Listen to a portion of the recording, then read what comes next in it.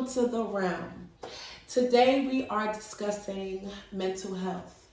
We have Shamar here, who is my guest, and we are delighted to have him, and we're going to cut right into it. I think that this is a very important subject. People say it's mental health month. I feel like every day it's mental health because you're dealing with, issues. Yeah, absolutely. Every day. So I hate when they say mental health month, autism month, depression month. I feel like every day of the year because someone is going through that all the time, right? Correct. So we're going to dive right into it. Again, this is Shamar. I'm happy that he's here because most people won't even come out to talk about it. It's like taboo, especially amongst the African American race. So I'm glad that you are open and here at the realm to talk about this issue. I'm happy to be here. Thanks for having me.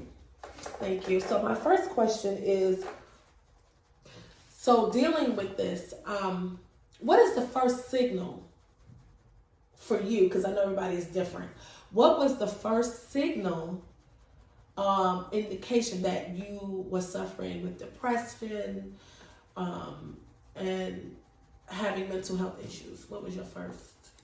You start noticing it when you start to isolate yourself a lot more often.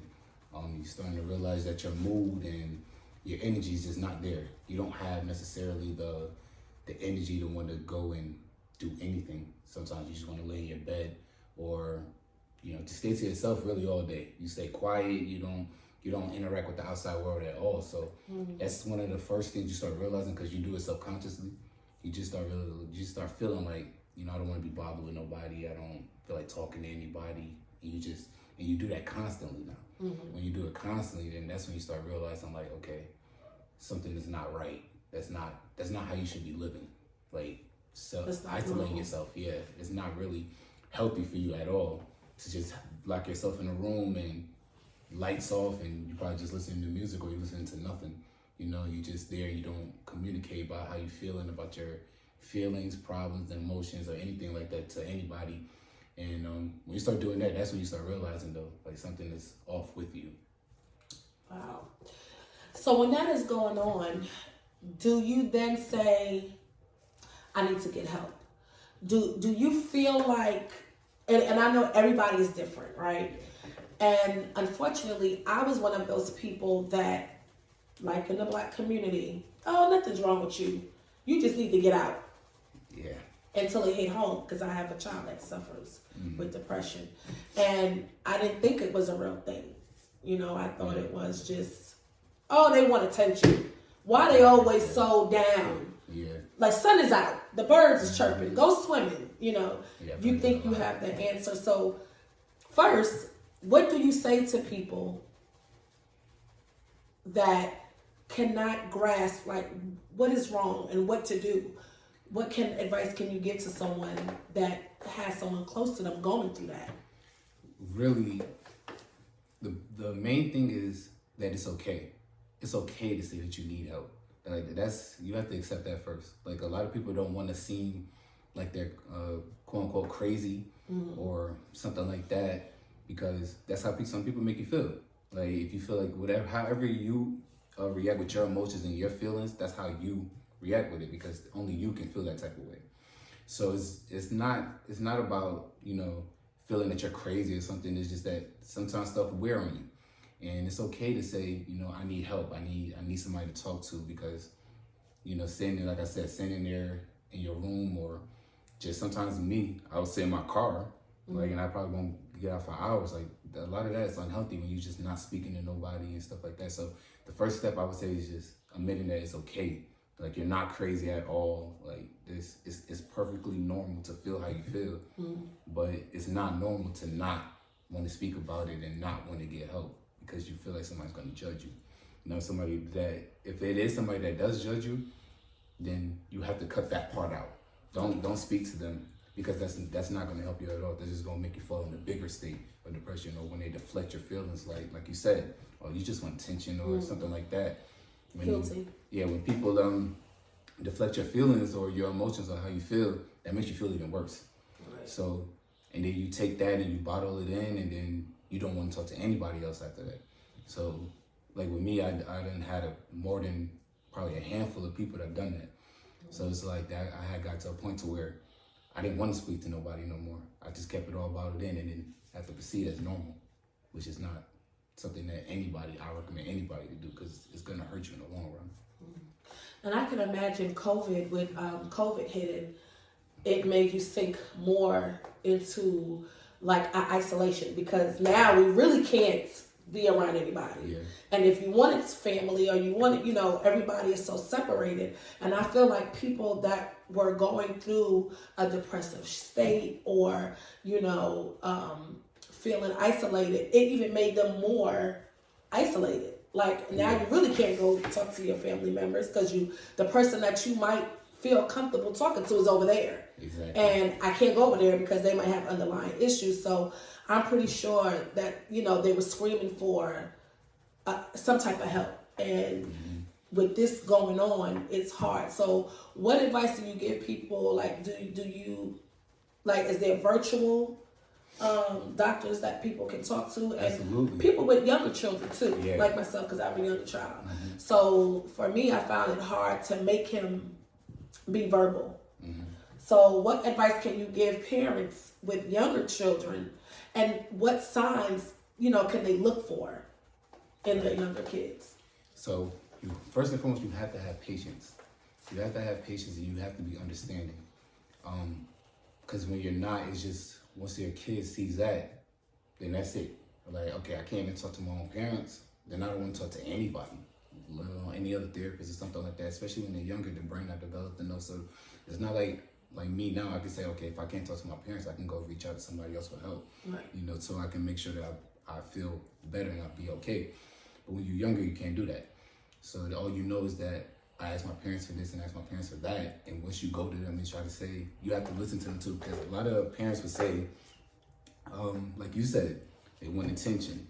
Or, why are you sad? I buy you this and I buy you that. Right. That's not guilty. That's not it. It's not about you buying me things. It's not about that. It's how I'm feeling about this certain situation here that I'm trying to tell you about.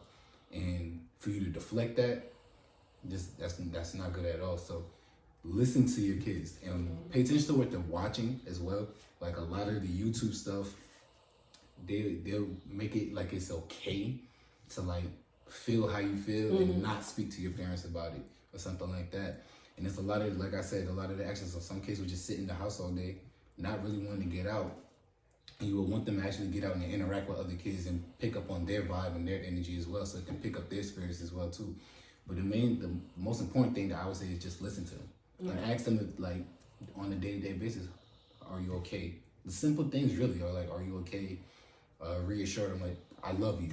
Simple things like that will take you a long way though with your kids. So if you keep it simple, listen to them, reassure them, and just be there for them. Besides in a financial standpoint, that everything would be I won't say everything will be okay, but for the most part, it will be, because that'll just allow them to build that relationship with you to, improve, and for them to talk to you in some of their darkest moments when they get older.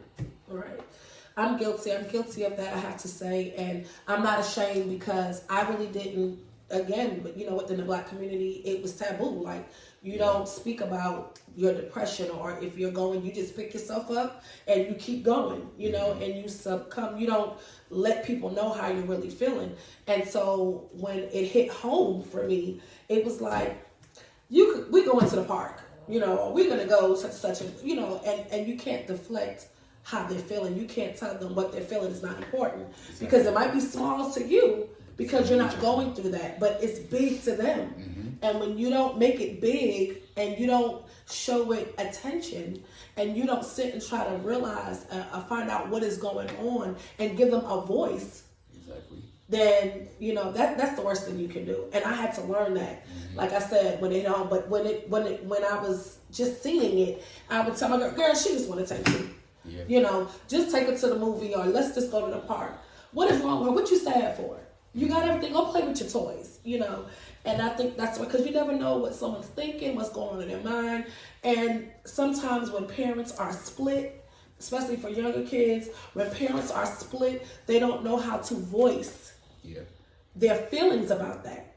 You know, mommy has a new man, daddy has a new girl, I'm over here, I'm over there. They don't know how to voice that they're really saddened by it. And how can I spend time, you know, with both of my parents like it used to be? It's a lot of things that I notice can stem off, especially with little kids, like I said, now that I'm going through it. But even with older kids, you know, they go through depression on family issues. Things have happened in the family, and they have not been able to voice Correct. that this is going on, you know. Correct. So what advice can you give to the person going through the depression? What can you tell them to do to help them day by day? Because this is not something that happens today and then the rest of the week they're fine. You know, every day is something that they're going through. Exactly. So, like I said before, it's okay to say that you need help, and there is somebody that cares. Sometimes when you get into that state of depression that, or you know, you're not feeling like yourself, you feel as if no one in the world cares. Like you're not loved by anyone, and you feel like that you're just not important. So once you start feeling that type of way, nothing else really matters to you. So you just like, you keep it all bottled in, you keep it to yourself. But there's actually people that do. Like with my show and my podcast, I talk to strangers every other day, so I don't know them at all. Is that like a therapy for you? Yeah, for me also as well, because I go through some things and I will express with them. You know, I don't know this person in Iowa, right? Right? But they feel comfortable enough to speak to me about what they're going through in their life, and let it be something in their friendship, relationship, personal with their family, and anything. Wow. Like they just need that outlet. Right. You know, so there is people out there. Someone to listen. Yeah, there's someone that will always listen to you. People, and especially those hotlines, the text chats. There's a lot of different ways to reach out because those people actually do care. I've reached out before. I've spoken to them on numerous occasions, and they care. You know, so there's a whole bunch of outlets out there that you just have to find. Even people that you would think wouldn't care, like the person that you wouldn't go to really, they might be the person that care the most. You know, so a lot of people catch you off guard and surprised about how they actually, you know, give you feedback on how you feeling. And the person that you feel like you could go to really is the person you can't. Right. So that's just how it works. But there is people that care and that will sit down and listen to you. So don't give up hope on that. Like there's a lot of times that I gave up hope on that, and I was just like, you know, I don't, you know, it doesn't matter. You know, I'll be okay. I'm gonna wake up the next day, I'm gonna be all right. So you just trying to block it and trying to act like you're okay. It's just gonna hurt you as the days go by, because it's just gonna keep constantly popping back up in your mind. It's gonna be a constant reminder of that situation that you just haven't let go yet, because you just haven't spoke about it. So, like I said, just reach out. There's people that care. Like I had to go through probably 4 or 5 different therapists before I even got comfortable. Yeah, got comfortable really. Like and again, that is normal. You're not crazy. Nothing is wrong with you. You're not insane, psychotic. Nothing of what people like try to say. You just have to have an outlet to speak, right? Just so your voice can be heard. Sometimes people just don't want to do that because they've been shut down. They've been shot down before with it, or they just don't have. Or they just don't feel comfortable enough because, like I said, they feel as if something is wrong with them. Right. And a lot of people don't want to feel different or uncomfortable. Yeah, and I think that's the reason, which we'll have numbers and outlets in the description on the podcast. So if you know someone that's going through that, or if you're going through it, you can go in the description and call the numbers and reach out to someone that you can talk to.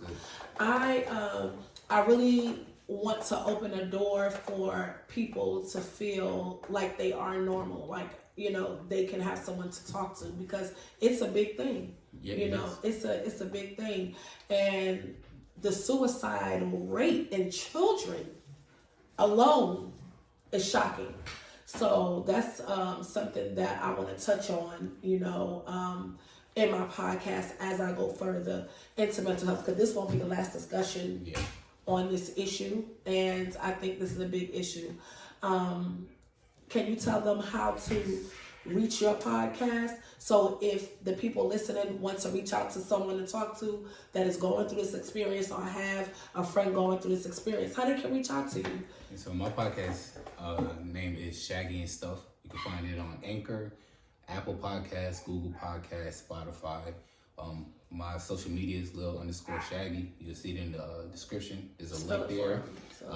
LIL 2_SHAGGY. And even if you don't go to the podcast, you can just shoot me a DM. I'll see it and I'll respond. No matter who you are, I have no problem with talking and listening to anybody in any of their situations, because I know what it's like to feel like you have nobody.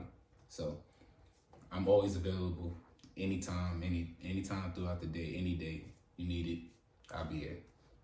Thank you for that. And always know that there's someone that you can talk to.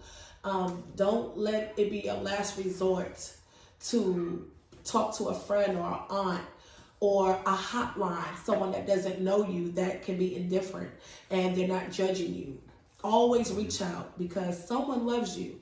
I know that, it might not seem like it at the time because what you're going through, but what the old people say, it's someone for everyone, Exactly. Someone loves you. Even you only need one person. When one can touch and agree, that's all you need.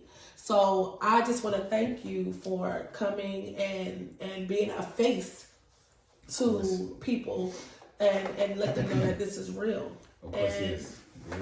It's very, very, very real. Because I struggled with it for years, feeling like I'm so empty, just feeling alone. That I resorted to things that I thought I never would have. So it's a good feeling to feel like you made it out. Right. Because everybody goes through something. You can be the poorest man in the world to the richest. That's right. And they would still have the biggest issues with them because they just don't speak out about it, just from somebody that's 40, that's something that's happened when they were 6. And it still would stick with them because, they just haven't spoken about it. So, right.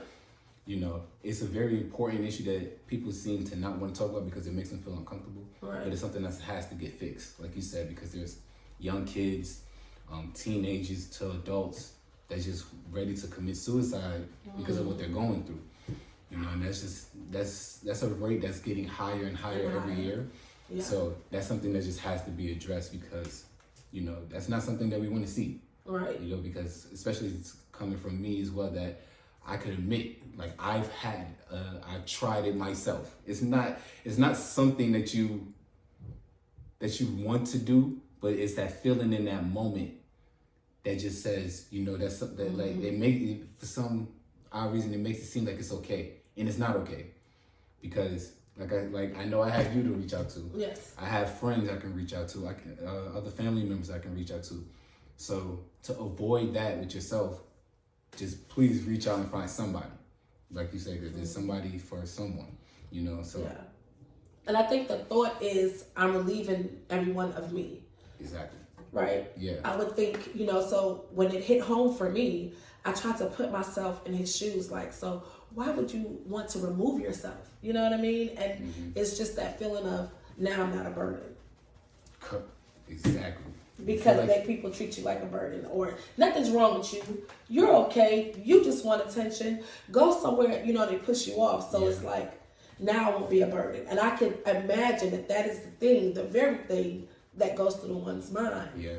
When they think about suicide, or they think about because you feel like, okay, if I'm going, then they'll feel better. That's a big thought. Like, all right, if I'm not here no more, they'll be just fine. They'll feel better about themselves now. They don't have to worry about me. I'm not, like you said, I'm not the burden no more, or the problem that you feel like you are in their life. So you try to relieve yourself from it. Unfortunately. When you're really loved, and the person just doesn't understand what you're going through. Exactly, and don't know how to help you. And it is true though. A lot of your family can't help you because they have that much love for you. Mm-hmm. So when they hear something like that, they don't know how to receive it. Right. So not knowing how to receive it really hurts that person. Mm-hmm. So them not being able to give you the proper feedback or the assistance that you need would just send you into a deeper state. But there's friends, there's a plethora of therapists, like you said, the hotlines, the chats. Mm-hmm. There's so many outlets that I've realized there's so many ways that could prevent you from feeling the way you feel. Right. So all you gotta do is just speak out, say you're not okay, you need help, and it will come flying to you. Right. It will just come flying to you. And some advice for the parents, because I went through this, it's called the blame game, right? So when you see your child going through this and struggling, you're like, what did I do? Yeah. What did I do wrong? It's not about you. Get out of your own head. Get out of your feelings. It's not about you. It's not what you've done. You haven't done anything. What you need to start doing is paying attention to what the child is saying, or your cousin or your uncle or whoever that you see in the state. Pay attention to what they're saying. You can't go through what I do, because then you're putting it on you. You're putting the light and the attention on yourself, and it needs to be on the person that's going through it. And I had to realize that. Like, it's not about you. What do you mean? What did you do? You didn't do anything. You know, exactly. What you're not doing is paying attention and listening to what he's saying and watching his movements and watching why is he isolating himself? You know what I mean? Yeah. As parents, we are working, we're paying bills. So when a child goes off, it's like, oh, I got a break. Not realizing that he's doing it all the time. This is a pattern. So you have to start realizing what's going on and understanding what those the signs are. When they're going off by themselves all the time. This is not a time for you to relax and say, oh, I get a break. It's like, okay, this is happening too much. Exactly. And start realizing that you need to go in now and talk and find out what's going on. So that's just a little tip for the parents. So that concludes our show for the round. I thank y'all for coming and tuning in. Again, tell them where they can reach you on your Instagram and your podcast. Lil__Shaggy. So it's 2 underscores LILSHAGGY. You find me there. Or I have a Facebook page as well as YNW Shaggy. So you can reach me there as well.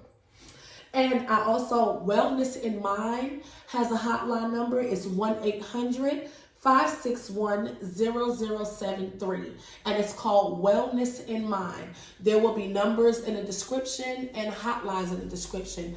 Please reach out if you need someone to talk to. We love you 2 times.